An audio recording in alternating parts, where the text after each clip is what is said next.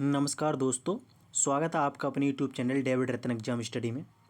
आज हमारा practice set रहने वाला पर्यावरण अध्ययन एवं सामान्य ज्ञान का, जिसमें हम 20 क्वेश्चन करने वाले हैं जो हमारे यूपी टेट, सुपर टेट और केबीएस परीक्षा के लिए महत्वपूर्ण हो सकते हैं। तो दोस्तों, वीडियो को अंत तक देखें, स्किप ना करें, ताकि हमें प्रत्येक क्वेश्चन के बारे में अच्छे से डीपली पता चल सके और बेहतरीन तैयारी हो सके। तो दोस्तों, आइए शुरू करते हैं हम आज का अपना प्रैक्टिस सेट। तो आज का हमारा फर्स्ट क्वेश्चन है क्वेश्चन नंबर 1। क्वेश्चन है हमारा, भारत के राष्ट्रपति पद की चुनाव प्रक्रिया में निम्नलिखित में से कौन भाग नहीं लेता। तो बताएंगे भारत के राष्ट्रपति पद का जो चुनाव होता है उसमें उस प्रक्रिया में कौन भाग नहीं लेता। Option number A Lok Sabha, option number B Rajya Sabha, option number C Vidhan Sabha, option number D Vidhan Parishad. तो फर्स्ट का हमारा राइट आंसर हो जाएगा ऑप्शन नंबर डी विधान परिषद, यानी कि राष्ट्रपति चुनाव में विधान परिषद के सदस्य भाग नहीं लेते हैं। लोकसभा सदस्य, राज्यसभा सदस्य और विधानसभा सभा के सदस्य भाग लेते थे। हमारा राइट आंसर हो जाएगा ऑप्शन नंबर डी। बढ़ते हैं दोस्तों अगले क्वेश्चन की तरफ। क्वेश्चन नंबर 2, निम्नलिखित में से कौन सा शहर 2 महाद्वीपों में फैला हुआ है। यानी कि 2 महाद्वीपों में ऐसा कौन सा शहर है जो फैला हुआ है। ऑप्शन नंबर ए काहिरा, option number B Istanbul, option number C Tripoli, option number D यरूशलेम। तो 2 का हमारा राइट आंसर हो जाएगा option number B Istanbul. Istanbul शहर जो हमारा 2 महाद्वीपों में विस्तृत है।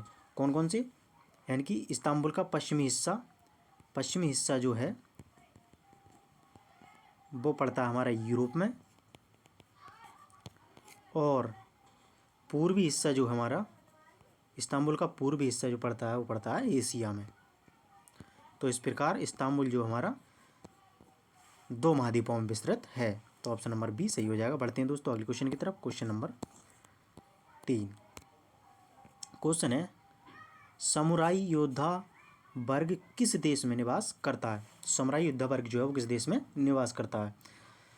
चीन में, मलेशिया में, जापान में या कोरिया में। तो 3 का हमारा राइट आंसर हो जाएगा ऑप्शन नंबर सी जापान में। समुराई योद्धा वर्ग जो है वो जापान का है। ऑप्शन नंबर सी लॉक कर देंगे। बढ़ते हैं अगले क्वेश्चन की तरफ। क्वेश्चन नंबर 4 क्वेश्चन हमारा, निम्नलिखित में से कौन सा भारत में मौलिक अधिकार नहीं है। ऑप्शन ए समानता का अधिकार, ऑप्शन बी काम करने का अधिकार, ऑप्शन सी शिक्षा का अधिकार, ऑप्शन नंबर डी धार्मिक स्वतंत्रता का अधिकार। तो भारतीय संविधान में जो मौलिक अधिकार वर्णित हैं वो हैं समानता का अधिकार, शिक्षा का अधिकार और धार्मिक स्वतंत्रता का अधिकार। काम करने का अधिकार जो है वो मौलिक अधिकार की श्रेणी में नहीं आता। तो हमारा option number B right answer हो जाएगा। बढ़ते हैं दोस्तों अगले क्वेश्चन की तरफ। क्वेश्चन नंबर 5 क्वेश्चन क्या है, भारतीय संविधान की 8वीं अनुसूची संबंधित है। 8वीं अनुसूची जो है संविधान की वो किससे संबंधित है। ऑप्शन ए भारत के राज्यों से, ऑप्शन बी मौलिक कर्तव्यों से, ऑप्शन सी भारत की भाषाओं से, ऑप्शन नंबर डी राजनीति के निर्देशात्मक सिद्धांतों से। तो 5 का हमारा राइट आंसर हो जाएगा ऑप्शन नंबर सी भारत की भाषाओं से। 8वीं अनुसूची में भारत की भाषाओं का वर्णन किया गया है। तो 8वीं अनुसूची हमारी 22 भाषाओं का वर्णन है। वर्तमान में 22 भाषाएं। तो ध्यान रखेंगे दोस्तों, हमारी वर्तमान में 8वीं अनुसूची में कितनी भाषाएं, 22 भाषाएं। तो ऑप्शन नंबर सी हमारा राइट हो जाएगा। बढ़ते हैं दोस्तों अगले क्वेश्चन की तरफ। क्वेश्चन नंबर 6, भारतीय संविधान की प्रस्तावना में समाजवादी शब्द किस संविधान संशोधन द्वारा जोड़ा गया था। ऑप्शन नंबर ए 40वें संशोधन द्वारा, ऑप्शन नंबर बी 42वें संशोधन द्वारा, ऑप्शन नंबर सी 76वें संशोधन द्वारा, ऑप्शन नंबर डी 86वें संशोधन द्वारा। तो बताएंगे दोस्तों किस संविधान संशोधन द्वारा प्रस्तावना में समाजवादी शब्द को जोड़ा गया था। तो दोस्तों, समाजवादी शब्द जो प्रस्तावना में जोड़ा गया था वो जोड़ा गया था संविधान के संशोधन 42वें संविधान संशोधन द्वारा। तो ऑप्शन नंबर बी सही हो जाएगा। 42वां संशोधन जो किया गया था वो हमारा 1976 में किया गया था। तो ध्यान रखेंगे दोस्तों, ऑप्शन नंबर बी सही हो जाएगा। बढ़ते हैं अगले क्वेश्चन की तरफ। क्वेश्चन नंबर 7 क्वेश्चन है हमारा, मैरी कॉम का संबंध किस खेल से है। ऑप्शन ए कुश्ती से, ऑप्शन बी बॉक्सिंग से, ऑप्शन सी तीरंदाजी से, ऑप्शन डी भारोत्तोलन से। तो 7 का हमारा राइट आंसर हो जाएगा ऑप्शन नंबर वी बॉक्सिंग से। मैरी कॉम जो MC मैरी कॉम, उनका संबंध बॉक्सिंग खेल से है। वो एक बॉक्सर हैं। और MC मैरी कॉम किस प्रदेश की रहने वाली हैं, तो वो है हमारी मणिपुर की रहने वाली। ध्यान रखेंगे दोस्तों।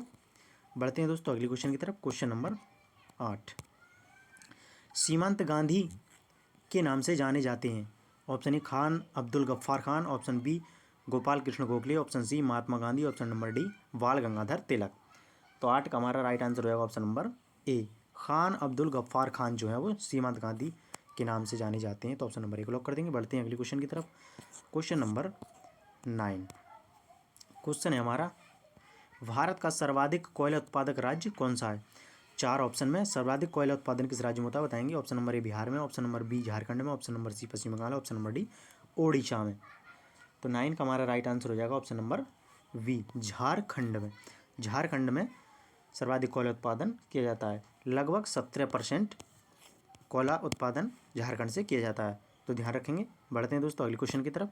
क्वेश्चन नंबर 10, क्वेश्चन है हमारा, विश्व के किस देश में डाकघरों की संख्या सर्वाधिक है? तो बताएंगे। ऑप्शन नंबर ए यूएसए में, ऑप्शन नंबर बी चीन में, ऑप्शन नंबर सी रूस में, ऑप्शन नंबर डी भारत में। तो सर्वाधिक डाकघर जो है वो किस देश में है? तो वो हो जाएंगे हमारे भारत देश में। ऑप्शन नंबर डी को लॉक कर देंगे। भारत में डाकघरों की संख्या सर्वाधिक है। कितने डाकघर हैं? लगभग यानी कि 1,56,721, 1,56,721 लगभग डाकघर हमारे भारत देश में हैं। तो ऑप्शन नंबर डी लॉक कर देंगे। बढ़ते हैं दोस्तों अगले क्वेश्चन की तरफ। क्वेश्चन नंबर 11, कौन सा देश भारत का सबसे व्यापारिक साझेदार है? Option number A USA, option number B Japan, option number C चीन, ऑप्शन नंबर डी इंग्लैंड। तो हमारा 11 का राइट आंसर हो जाएगा option number A USA. USA Bharat के साथ सबसे मतलब बड़ा व्यापारिक साझेदार है। यूएसए से पहले चीन था, अब चीन को पछाड़ के यूएसए पहले नंबर पर आ गया है। बढ़ते हैं दोस्तों अगले क्वेश्चन की तरफ। Question number 12, sea of tranquility कहाँ स्थित है? ऑप्शन ए दक्षिण पूर्व अफ्रीका में, ऑप्शन बी उत्तरी ध्रुव पर, ऑप्शन सी चंद्रमा पर, ऑप्शन डी इनमें से कोई नहीं। तो सी ऑफ ट्रैंक्विलिटी क्या है इसके बारे में देखेंगे। सी ऑफ ट्रैंक्विलिटी जो है वो एक कहाँ पर है? ये चंद्रमा पर है। सी ऑफ ट्रैंक्विलिटी चंद्रमा पर धूल का एक क्षेत्र है।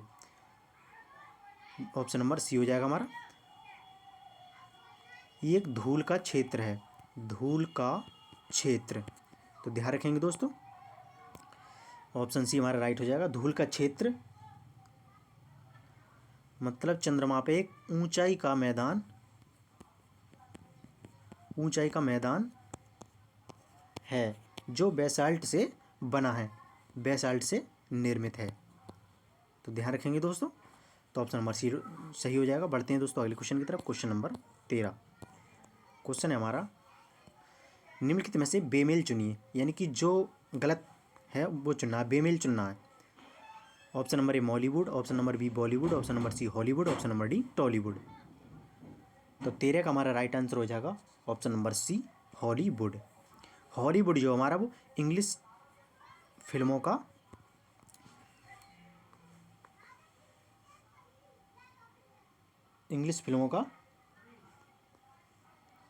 इसमें इंग्लिश फिल्में बनती हैं। हॉलीवुड विदेशी, एक हमारा हॉलीवुड वो है, और जी हमारा मॉलीवुड है वो है मलयालम भाषा का, मलयालम फिल्में बनाई जाती हैं इसमें, मलया। और बॉलीवुड जो हमारा वो हिंदी फिल्में बनती हैं। और टॉलीवुड जो है हमारा उसमें दक्षिण की भाषा बोली जाती है, दक्षिण भारतीय फिल्में बनाई जाती हैं। तो ध्यान रखेंगे, हॉलीवुड जो इंग्लिश फिल्म सिटी है। तो ऑप्शन नंबर सी राइट हो जाएगा। बढ़ते हैं दोस्तों अगले क्वेश्चन की तरफ। क्वेश्चन नंबर 14, क्वेश्चन हमारा, स्मारक 84 गुंबद उत्तर प्रदेश के कहाँ पाया गया है? बताएंगे दोस्तों कहाँ पाया जाता है, कहाँ पर है। Option number Fatehpur, option number B Bithoor, option number C Kalpi, option number D Agra. तो 84 गुंबद जो हमारा उत्तर प्रदेश के कालपी में स्थित है। और कालपी कहाँ पड़ता है? कालपी पड़ता है हमारा डिस्ट्रिक्ट जालौन में। तो ध्यान रखना है इस बात का दोस्तों। तो ऑप्शन नंबर सी लॉक कर देंगे। बढ़ते हैं अगले क्वेश्चन की तरफ। क्वेश्चन नंबर 15, क्वेश्चन है हमारा, उत्तर प्रदेश से गुजरने वाला सबसे लंबा राष्ट्रीय राजमार्ग कौन सा है? Option A NH2, option B NH7, option C NH24, option D NH28। तो 15 का हमारा राइट आंसर रहेगा ऑप्शन नंबर ए NH2, जिसकी लंबाई है 1465 किलोमीटर। बढ़ते हैं दोस्तों अगले क्वेश्चन की तरफ। Question number 16। क्वेश्चन हमारा, उत्तर प्रदेश का सर्वाधिक वन वाला जिला कौन सा है? Option A Sonbhadra, option B Prayagraj Allahabad, option C Kanpur, option D Lucknow. तो 16 का हमारा राइट आंसर होगा option number A Sonbhadra. Sonbhadra जो उत्तर प्रदेश का सर्वाधिक वन वाला जिला है, तो ऑप्शन नंबर 1 लॉक कर देंगे। बढ़ते हैं अगले क्वेश्चन की तरफ। Question number 17। अखिल भारतीय संघ की स्थापना का प्रावधान किस अधिनियम प्रस्ताव में शामिल था? ऑप्शन ए भारत सरकार अधिनियम 1935, ऑप्शन बी भारत सरकार अधिनियम 1919, ऑप्शन सी अगस्त प्रस्ताव 1940 में, ऑप्शन डी कैबिनेट मिशन प्रस्ताव 1942 में। तो 17 का हमारा राइट आंसर हो जाएगा ऑप्शन नंबर ए भारत सरकार अधिनियम 1935 में। ऑप्शन नंबर 1 लॉक कर देंगे। बढ़ते हैं दोस्तों अगले क्वेश्चन की तरफ। Question number 18। इनमें से किस विषय को राज्य सूची से हटाकर समवर्ती सूची में शामिल कर दिया गया है? ऑप्शन ए वन को, ऑप्शन बी जनसंख्या नियंत्रण, ऑप्शन सी न्याय प्रशासन, ऑप्शन डी ये सभी। तो 18 का हमारा राइट आंसर हो जाएगा ऑप्शन नंबर डी ये सभी, यानी कि वन, जनसंख्या नियंत्रण और न्याय प्रशासन जो हमारी समवर्ती सूची में अब शामिल कर दिए गए हैं। बढ़ते हैं दोस्तों अगले क्वेश्चन की तरफ। Question number 19। Question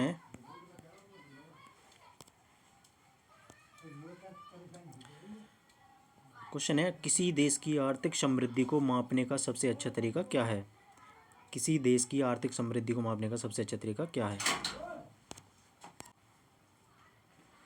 option A सकल घरेलू उत्पाद यानी कि जीडीपी, ऑप्शन बी निवल राष्ट्रीय उत्पाद एनएनपी, ऑप्शन सी निवल घरेलू उत्पाद एनडीपी, ऑप्शन डी प्रति व्यक्ति आय। तो किस देश की आर्थिक समृद्धि को मापने का सबसे अच्छा तरीका क्या है बताएंगे दोस्तों। तो 19 का हमारा राइट आंसर हो जाएगा ऑप्शन नंबर डी प्रति व्यक्ति आय यानी कि पीसीआई। तो ऑप्शन नंबर डी को लॉक कर देंगे। बढ़ते हैं दोस्तों अगले क्वेश्चन की तरफ। आज का प्रैक्टिस सेट का हमारा लास्ट क्वेश्चन है, 19वीं शताब्दी में नव हिंदूवाद के सर्वश्रेष्ठ प्रतिनिधि किसे माना जाता था? ऑप्शन ए राजा राममोहन राय को, ऑप्शन बी स्वामी विवेकानंद को, ऑप्शन सी दयानंद सरस्वती को, option number D Bal Gangadhar तिलक को। तो 20 का हमारा राइट आंसर हो जाएगा ऑप्शन नंबर बी यानी कि स्वामी विवेकानंद को जो 19वीं शताब्दी में नव हिंदूवाद का सबसे सर्वश्रेष्ठ प्रतिनिधि माना जाता था। ऑप्शन नंबर बी को लॉक कर देंगे। तो दोस्तों आज का हमारा प्रैक्टिस सेट कैसा रहा हमें कमेंट के माध्यम से बताएं और अपने स्कोर को हमें कमेंट के माध्यम से जरूर साझा करें ताकि पता चल सके हम किस तरह से हमारी और तैयारी इम्प्रूव हो सकती है। तो दोस्तों इसी के साथ जय हिंद, वंदे मातरम।